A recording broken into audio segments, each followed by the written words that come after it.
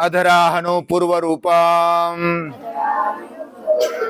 उत्तराहनोत्तर रूपम् वाक्सन्धि जिह्वासन्धानम् इत्यध्यात्मम् इति मा महासंविताः इति मा महासंविताः।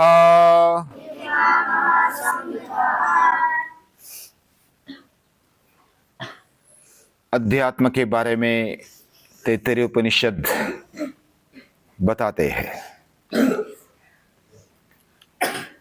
हमें ऐसा लगता है कि अध्यात्म यानी बहुत बड़ी बड़ी बातें हैं जो हमारे समझ में नहीं आएगी, या तो जो भी हिमालय में रहने वाले साधु सन्यासी महापुरुष है उनके लिए ही है, ऐसा हमें लगता है। लेकिन बचपन से हमें ये बात पता होनी चाहिए, जैसे हमने मदालसा जीजा माता या तो अन्य ऐसी माताएं जो लोरी गाते थे और अध्यात्म समझाते थे, छोटे छोटे, अभी उनको समझता भी नहीं कुछ, ऐसा हम समझते हैं, और उनको समझाते थे। और वही श्रेष्ठ माताएं हैं। माता पूर्व रूपम पिता उत्तर रूपम प्रजा संधि प्रजननम संधानम। प्रजा यानी संतान, हम संतान है किसी की। हमारा जीवन ऊंचा होना चाहिए, उच्च विचार होने चाहिए, उच्च सोच होनी चाहिए, उच्च भावनाएं हमारे अंतःकरण में उमड़नी चाहिए। इसके लिए माता पिता का संस्कारी होना और उनके संस्कार, आचार्यों के संस्कार हमारे जीवन में आते हैं, और हमारी जो दृष्टि है वो बदलती जाती है। यह अध्यात्म, यह बहुत बड़े लोगों के लिए, हमारे लिए नहीं है, ऐसा नहीं है। अध्यात्म यानी खुद को जानना, और खुद के जानने की शुरुआत हमारी सुनने से होती है। और इसलिए हमारी संस्कृति में बहुश्रुत यानी ज्यादा सुनने वाला, इसको ज्यादा कीमत दी है। और यह अध्यात्म की शुरुआत अधराहनो पूर्व रूपम, नीचे का जो ओठ है वो पूर्व रूप है, ये ज्यादा हिलता है। हाँ, इधर से ये पूरा हनो है। हम जब बोलते हैं तो यही ज्यादा हिलता है। उत्तराहनो उत्तर रूपम, ऊपर का जो ओठ है वो हिलता नहीं, लेकिन उसका उपयोग किए बिना हमारा उच्चार नहीं होता, कोई भी शब्द का उच्चार नहीं होता, कोई भी वर्ण का, स्वर का भी उच्चार कठिन हो जाता है। और ये वाणी जिसकी शुद्ध है, पवित्र है, उसका चरित्र वह शुद्ध बनते जाता है। और जब हमारे इंद्रिय, हमारी वाणी यह शुद्ध होते होते ऐसे लेवल तक आ जाए, फिर जो तैत्तिरीय उपनिषद है ना, वह अध्यात्म समझाना चाहता है, बहुत ही प्रैक्टिकल लेवल पे समझाना चाहता है। हमें अपने ओठों का, अपने वाणी का उपयोग कैसे करना चाहिए, कितने शुद्धता से करना चाहिए। और ये बात बताते बताते हमारे इंद्रियों का सभी का प्रतिनिधि हमारी वाणी है, मुख है। मुख पर से, हमारी वाणी पर से हमारा चरित्र, हमारे गुण, हमारा स्वभाव मालूम पड़ता है। और इसलिए वाणी पर जोर दिया है, महर्षि पतंजलि ने भी जोर दिया है। योगेन चित्तस्य पदेन वाचा, यानी हमारे जीवन में अगर किस किस पर कार्य करना है, मेहनत करनी है, तो ये तीन बातें बताई। शरीर मजबूत और स्वस्थ होना चाहिए, हमारी वाणी शुद्ध और पवित्र होनी चाहिए, और उसके साथ साथ हमारा अंतःकरण भी शुद्ध और पवित्र होना चाहिए। यह संस्कार जिसके ऊपर, जिसके जीवन में पढ़ने लगे, वह अध्यात्म की ओर जाता है, और अध्यात्म उसको जल्दी समझ में आ जाता है। अध्यात्म यानी दूसरा तीसरा कुछ नहीं, मुझे मेरे जीवन को समझना है। आत्मा की ओर जाने के लिए, यानी आत्मा यानी खुद को समझने के लिए जो भी किया जाता है वह अध्यात्म है। इतनी सीधी सादी बात है। और जो खुद को नहीं समझेगा, पूरी दुनिया को कैसे समझ सकता है? बाह्य चीजों को समझने के लिए हमारा ज्यादा समय जाता है, वो भी समझनी चाहिए। इसलिए अधिलोक पहले बताया, अधिलोकम, अधिज्योतिषम, अधिविद्यम, अधिभूतम, अध्यात्मम। हमारी वाणी ये शुद्ध कैसे बने? वाणी पर जो कार्य करता है उसको वांग्मयीन तप बोला जाता है। एक बार क्या हुआ, 32 दांत होते हमारे, और सभी के अंदर जिह्वा है, जीभ है। उनका झगड़ा हो गया, तो 32 दांत बोले हम 32 है, एक संघ है, तू ज्यादा गड़बड़ करेगी तो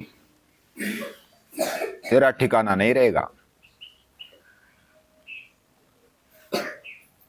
और तू तो अकेली है, तुझे कुछ हड्डी भी नहीं है। हाँ, बहुत ही लचीले, बहुत ही मलूल है, दुर्बल है, क्या करेगी तू? हम 32 है, डायरेक्ट चबा डालेंगे तेरे को। झगड़ा हो गया, तो जुआ थोड़ी देर शांत बैठी और बोली, ऐसा मत समझना, दूसरों को हल्का नहीं समझना चाहिए। जुआ बोली, एक बात टेढ़ी कहूं 32 ही गिर जाए। मैं अगर एक बात टेढ़ी कहूंगी, किसी को गाली दूंगी, तो सामने वाला लगाएगा और 32 के 32 गिरा देगा। गिरा देगा क्या नहीं देगा? जुआ हमारी टेढ़ी मेढ़ी नहीं होनी चाहिए। टेढ़ी मेढ़ी मतलब बोलने में, वाणी उच्चारने में। हम जब किसी को गाली देते हैं या तो विनोद में भी किसी को मस्करी करते हैं, उसको हल्का समझते हैं, तो ये वाणी का जो बल है ना वो कम होते जाता है। हम ज्यादा बड़बड़ करते तो भी हमारी वाणी का बल कम होते जाता है। बिना कारण की बड़बड़ यह हमारी वाणी का जो बल है, ऊर्जा है, उसको कम कर देता है। इसलिए जो भी शब्द उच्चारा जाए वो बहुत ही जानबूझकर, समझकर उच्चारना चाहिए।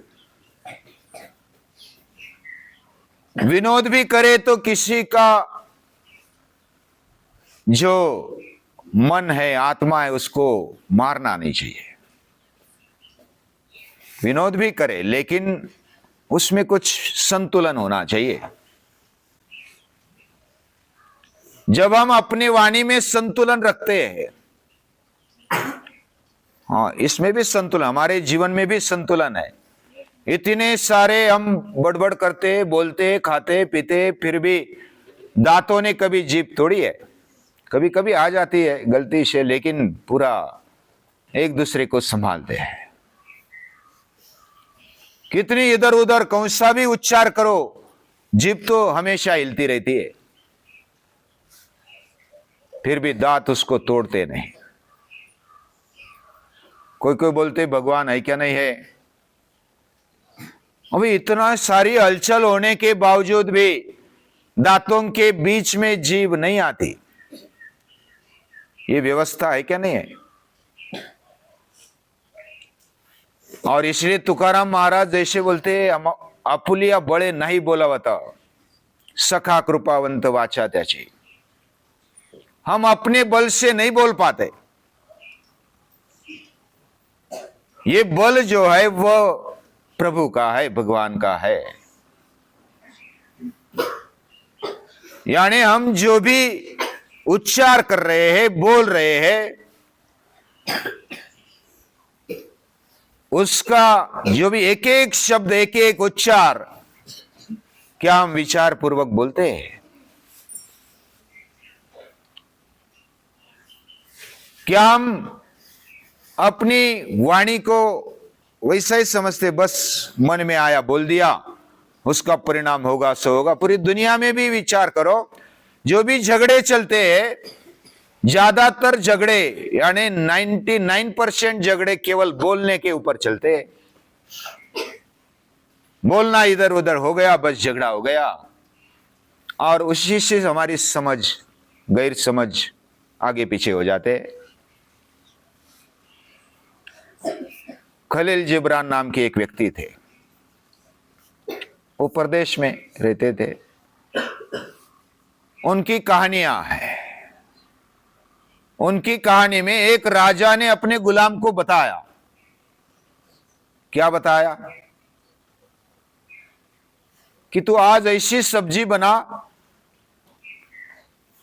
शरीर का अवयव लेना, जो अच्छे से अच्छा अवयव है उसकी सब्जी बना ले। वो थोड़ी देर अचरज में पड़ गया गुलाम, लेकिन उसने सोचा, उसने जीभ काटी और उसकी सब्जी बनाई और राजा को दे दी।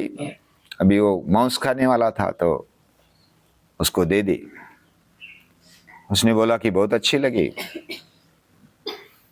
फिर दूसरे दिन फिर बताया कि जो शरीर का बुरे से बुरा अवयव है ना, उसकी सब्जी बनाना भी। उसने फिर दूसरे दिन फिर सब्जी लाई और जीभ की सब्जी लेकर आया।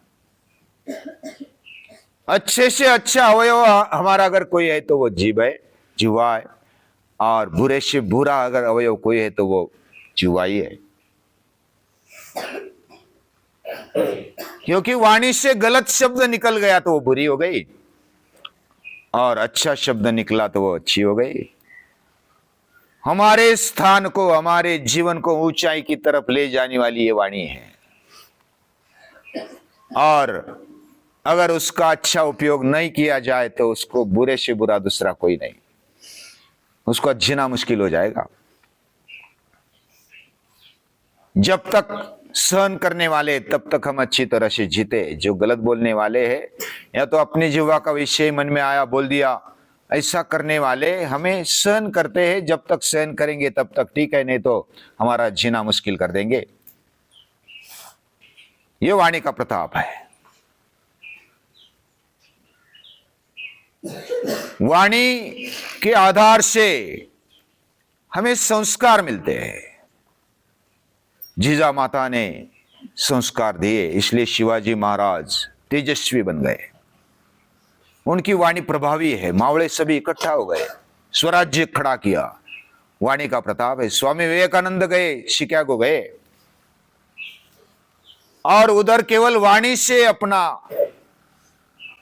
बल दिखाया। संस्कृति का बल, भारतीय होने का बल, गीता माता का बल सभी दुनिया को बता दिया।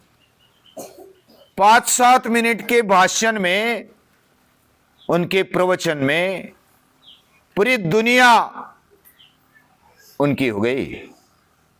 ये वाणी का बल है, ये वाणी की ताकत है। सभी को जीतने की, दुनिया जीतने की ताकत हमारी वाणी में है। वाणी में इतना बल होता है।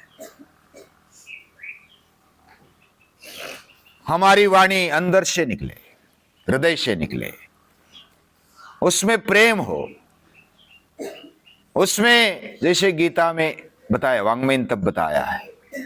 कौन सा श्लोक है, याद है?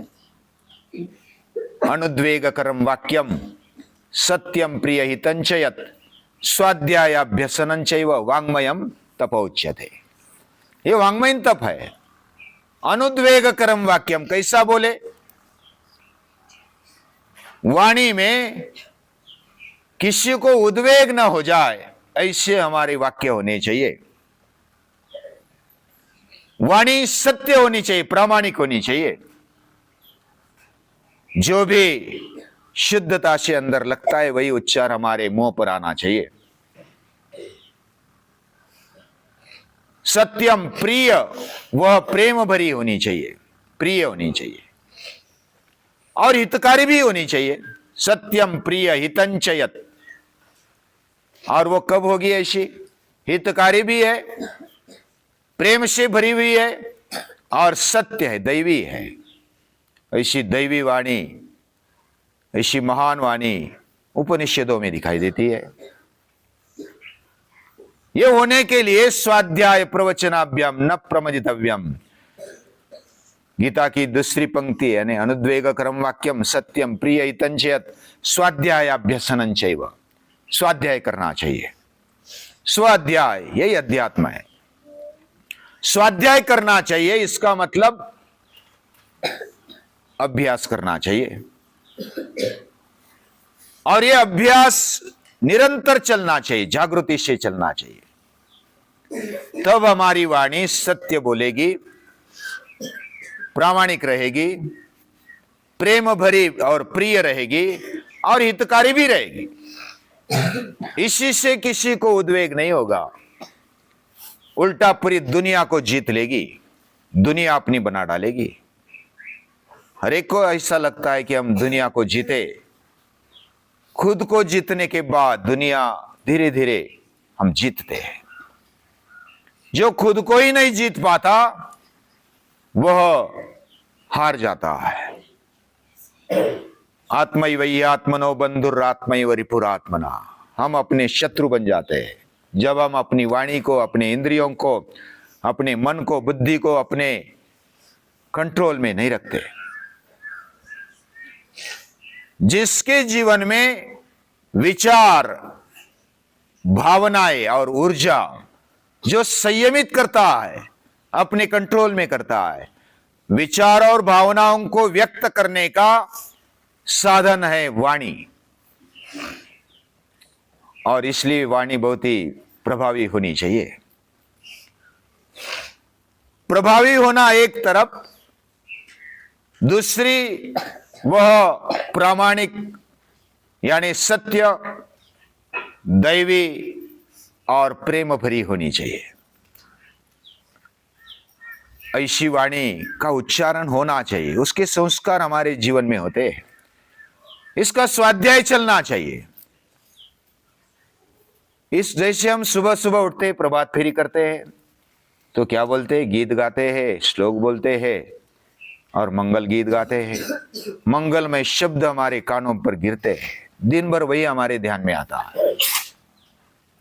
पारायण करते हैं, अभ्यास करते हैं।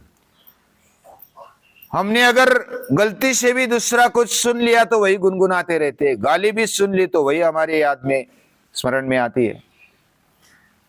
हम क्या सुनते हैं, क्या बोलते हैं, इसका प्रभाव हमारे शरीर पर, हमारे मन पर, हमारे जीवन पर पड़ता है। और इसलिए गीता बताती है, अध्यक्ष्यते च यैमं धर्म्यम संवादमावयोः ज्ञान यज्ञेन तेनाहम् इष्टस्यामिति मे मति। जो इसी प्रकार बोलता है, ये संवाद उसके जीवन में उतर जाता है।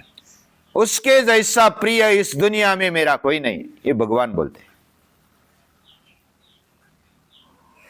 अभी इस विषय पर, यह अध्यात्म की शुरुआत है। ये ऐसी स्थिति में हमारा जीवन आ जाएगा, फिर उपनिषद बाद में कहते हैं तो उसका है, उसका और तेरा संबंध है और तू वही है। यह सच्चा अध्यात्म है। लेकिन पहले पहले यह बात बता दी तो हजम नहीं होती।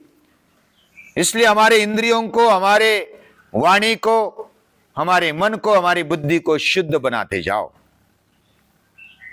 ये स्टेप बाय स्टेप प्रैक्टिकल कैसे आगे ले जाना है। अधराहणो पूर्व रूपम, उत्तराहणो उत्तर रूपम, वाक् संधि